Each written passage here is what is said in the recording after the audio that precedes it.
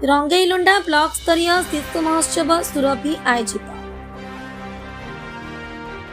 गोपालपुर टुरा स्थित नेशनल उच्च विद्यालय परिसर में आज रंगईलुंडा ब्लॉक स्तरीय शिशु महोत्सव सुरभि 2025 कार्यक्रम अनुष्ठित हो जाइछि।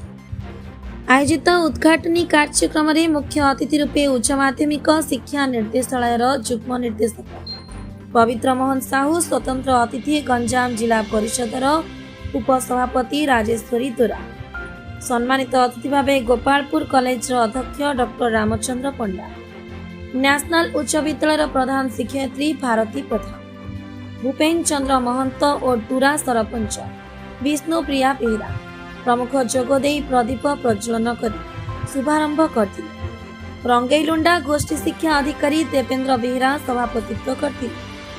आयोजित कार्यक्रम में चित्रांकन, संगीत, वितर्क, चित्रकला, शिक्षा, शिल्पकला, प्रबंध रचना, लिखन, श्रुति लिखन प्रमुख प्रतियोगिता ब्रह्मपुर और रंगईलुंडा ब्लॉक अंतर्गत 17टी क्लस्टर अंतर्गत 162टी विद्यालय 600 जन छात्र छात्री भाग नहीं।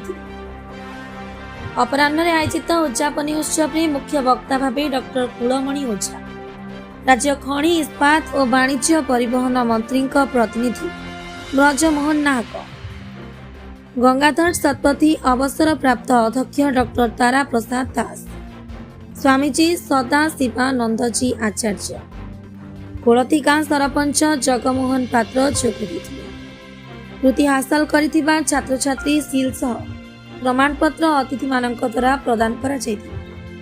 विभिन्न प्रतियोगिता रे प्रथम होइथिबा विद्यार्थी माने जिला स्तरीय शिशु महोत्सव सुरभि 2025 भाग नेबे बोली गोष्ठी शिक्षा अधिकारी देवेंद्र बेहरा प्रकाश करिसेंति। गंजाम जिला प्रतिनिधि ज्योतिरंजन गौड़ंक रिपोर्ट, सबुदिन टीवी।